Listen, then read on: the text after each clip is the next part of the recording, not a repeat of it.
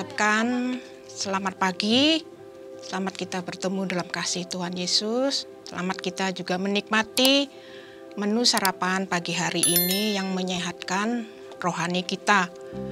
Pada pagi hari ini saya ingin mengambil satu tema, perkataan yang lemah lembut.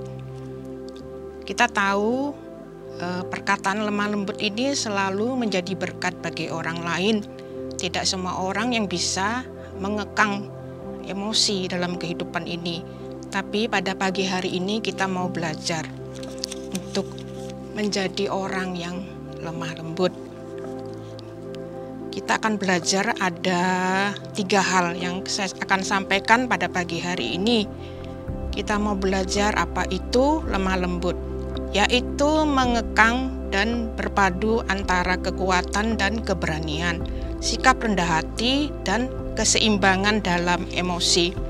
Yang kedua, lemah lembut adalah karakter pribadi yang istimewa, bersedia menerima keterbatasan, kesulitan, dan tidak melampiaskan kejengkelan terhadap orang lain. Saat menghadapi masalah yang banyak, gampang marah, tersinggung, lepas kendali. Yang ketiga, lemah lembut itu bagaikan memakai suatu perhiasan batiniah yang sangat mahal dan berharga di mata Allah. Saya akan bacakan ayatnya. 1 Petrus 3 ayat yang keempat. Tetapi perhiasanmu ialah manusia batiniah yang tersembunyi dengan perhiasan yang tidak binasa, yang berasal dari roh yang lemah lembut dan tentram, yang sangat berharga di mata Allah atau di mata Tuhan. Kita tahu dikatakan tadi roh lemah lembut itu sebagai kita ini memakai perhiasan yang ada di dalam, bukan hanya yang kelihatan di luar. Kita tahu bahwa roh lemah lembut ini tidak semua orang memiliki. Kalau tidak sabar, mungkin juga gampang emosi dan gampang marah. Tapi kita pagi hari ini mau belajar. Dan saya akan membacakan lagi 2 Timotius 2 ayat 25. Dan dengan lemah lembut dapat menuntun orang yang suka melawan, sebab mungkin Tuhan memberikan kesempatan kepada mereka untuk bertobat dan memimpin mereka sehingga mereka mengenal kebenaran. Puji Tuhan. Dari roh lemah lembut itu yang kita miliki, kita bisa pakai untuk orang yang susah dinasehati. Dikatakan itu untuk memberi mereka kesempatan supaya bertobat dengan perkataan kita itu, agar mereka itu mengenal kita yang memimpin mereka, mengenal di dalam kebenaran firman Tuhan. Saya ingin memberikan suatu contoh ya. Ini adalah suatu kisah, benar-benar kisah yang nyata, bukan kisah yang dibuat ya.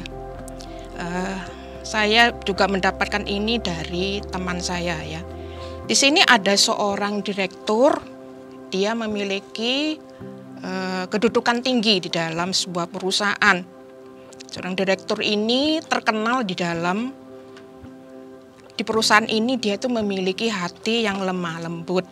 Padahal dia sendiri tidak tahu. Nah, pada suatu hari dia ingin pensiun ya, karena sudah merasa dia sudah umur, tidak mungkin lagi melanjutkan dalam pekerjaannya. Pada suatu hari dia membuat suatu acara makan-makan atau ramah tamah, acara perpisahan.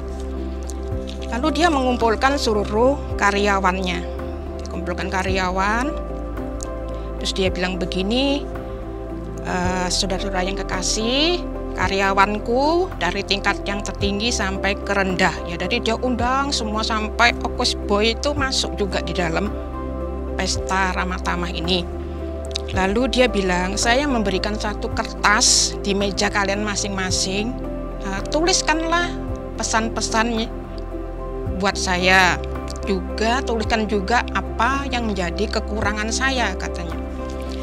Lalu semua sudah dia koreksi, dia periksa, tapi hanya satu yang dia merasa berkenan di hatinya, itu dia sangat sedih ya. Dia membaca itu juga dia merasa kaget juga ya.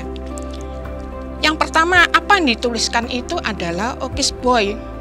Kita tahu office boy itu adalah pegawai yang kerjanya hanya menyiapkan minum, adalah pegawai rendahan ya. Lalu dia ada 4 hal yang dia tulis di dalam kertas itu. Dia katakan, Bapak berterima kasih. Bapak adalah direktur yang baik. Yang pertama dia katakan, Bapak menyuruh saya adalah saya karyawan yang kecil, tapi Bapak menyuruhnya dengan baik. Yang kedua, Bapak selalu minta maaf kalau memiliki kesalahan dalam menyuruh saya dan kekeliruan. Minta maaf. Tidak semua pemimpin itu mau seperti itu, dia katakan. Yang ketiga, dia katakan lagi, Bapak selalu memberi nasihat yang baik kalau saya salah. Bapak tidak menjelek-jelekan saya di depan orang. Yang keempat, dia katakan lagi, Bapak selalu minta maaf lebih dahulu, mungkin mengganggu saya minta tolong kepadamu dan meminta sesuatu bantuan. Dia ngomong begitu. Ada yang saya rasakan, Bapak. Itulah yang saya rasakan, Bapak, pada malam hari ini saya ingin nyampaikan. Karena sikap Bapak yang baik itu merubah pribadi saya. Saya ini dulu orangnya kasar, Bapak. Sekarang saya mau belajar dari sikap Bapak yang baik, yang rendah hati, jujur, juga baik hati. Dia bilang gitu, Bapak adalah orang yang lemah lembut yang saya kenal selama ini. Nah, ini kita bisa mengambil satu pelajaran. Orang yang lemah lembut itu dikatakan tadi menjadi berkat. Ya, memberikan kesempatan kepada mereka untuk bertobat. Seperti ayat kita baca tadi, memimpin mereka sehingga mereka mengenal kebenaran. Itu ya, kita tahu bahwa Tuhan Yesus sendiri mengatakan, belajarlah dari aku ini lemah lembut. Dalam Matius pasal 11 ayat 29, pikulah kuk yang kupasang dan belajarlah padaku, karena aku ini lemah lembut dan rendah hati, dan jiwamu akan mendapat ketenangan. Jadi Tuhan sendiri itu memberi contoh ya, Tuhan Yesus sendiri, bahwa dia mengatakan dirinya itu lemah lembut, ya rendah hati. Bahkan dia katakan jiwamu akan mendapatkan ketenangan. Jadi orang yang rendah hati itu karena tidak emosi, dia bisa mengekang mulutnya, bisa mengekang hidupnya supaya tidak berkata-kata yang kasar, terus bisa mengekang keadaan dirinya supaya nanti tidak gampang emosi. Kalau emosi keluar kata-kata yang kasar, nah itu tidak dapat jadi berkat buat kehidupan kita sebagai anak-anak Tuhan. Jadi dikatakan ini, belajarlah. Jadi kita mau belajar seperti Tuhan Yesus yang rendah hati, ya lemah lembut, ya supaya jiwa kita ini mendapatkan ketenangan. Kalau orang yang rendah hati, sabar, terus tidak gampang emosi, tentunya memang tenang, ya tidak gampang keluar kata-kata yang kasar. Itu bisa tenang dalam tidur, ya juga bisa bekerja dengan tenang, mengerjakan tugas-tugasnya tidak keliru karena hidupnya itu dalam pimpinan, ketenangan pikiran, ketenangan hati, sehingga dia bekerja pun dengan hati yang sukacita. Itulah kita mencontoh Tuhan Yesus. Yang kedua adalah kita mungkin kenal adalah Musa. Musa pun terkenal adalah juga orang yang lemah lembut. Di dalam Bilangan 12 ayat yang ketiga, adapun Musa ialah seorang yang sangat lembut hatinya, lebih dari setiap manusia yang di atas muka bumi. Bayangkan kalau sampai dibilang di atas muka bumi ini, waduh, bagaimana dengan kehidupan kita ya? Kita mungkin masih bertanya-tanya, apakah kita ini bisa belajar seperti Tuhan Yesus yang sudah memberi contoh kepada kita, juga seperti Nabi Musa yang memberi contoh juga kepada kita. Dikatakan manusia lembut manusia yang di atas muka bumi ini luar biasa ya. Kita mau belajar seperti Tuhan Yesus mengasihi, berkata-kata yang baik, supaya kita juga menjadi berkat di sekitar kita, dalam perkataan, dalam perbuatan kita. Juga hidup kita itu menjadi kesan bagi orang lain.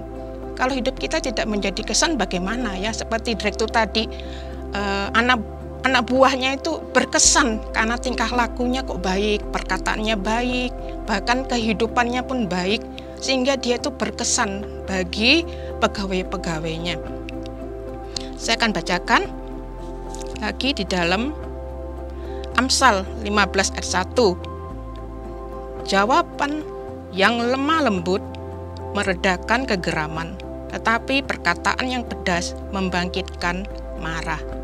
Jadi benar-benar kita pakai mulut kita supaya benar-benar kita berkata-kata yang baik ya. Jangan pedas. Karena katakan tadi, perkataan yang pedas itu membangkitkan marah. Memang betul itu ya. Kalau lagi emosi, tidak bisa kontrol diri kita, itu sangat menyakitkan. Bahkan sampai ada yang menyimpan dendam bahkan sampai berpuluh-puluh tahun. Itu saya pernah dengar ya. Orang ini sangat dendam. Dia membenci sampai berpuluh-puluh tahun. Ketika dia mau meninggal, dia berkata sama orang yang menyakiti dia. Dia katakan, "Aku sangat membenci kamu karena kamu itu kalau berkata-kata itu kasar. Jadi aku membenci. Sebelum kamu mati, biarlah kamu tahu, aku ini sangat benci sama kamu. Dan aku ini tidak bisa memaafkan kamu." Ya. Lalu orang yang mau meninggal ini bilang, "Maafkanlah aku sebelum aku pergi dari dunia ini, supaya hidupku, hatiku lapang bertemu Tuhan Yesus." Dan dia mau memaafkannya. Dan dia menerima maaf daripada temannya yang menyakiti dia. Bahkan dia sudah begitu benci sampai 30 tahun. Bayangkan, wah luar biasa. 30 tahun itu bukan hal yang sedikit, panjang itu bagi saya. Bagi kita juga, mungkin kalau kita mendengarkan ada orang membenci sampai 30 tahun itu luar biasa ya. Sampai begitu lama ya, menyimpan kepahitan, kebencian. Ya, kita sebagai anak-anak Tuhan harus melepaskan semua itu, supaya kita memiliki hati yang bijaksana, hati yang lemah lembut, dan perkataan yang lemah lembut ya. Saya akan bacakan ayat yang terakhir dalam Matius pasal 5 ayat yang kelima. Berbahagialah orang yang lemah lembut, karena mereka akan memiliki bumi. Terima kasih. Kiranya renungan kami boleh memberkati kita semua, dan kita juga belajar menjadi orang-orang yang rendah hati, seperti tadi kata daripada firman Tuhan yang Tuhan Yesus sudah ajarkan kepada kita. Belajarlah lemah lembut dan rendah hati, supaya kita mendapatkan ketenangan. Puji Tuhan, sampai sekian firman Tuhan, dan boleh memberkati kita semuanya. Puji Tuhan.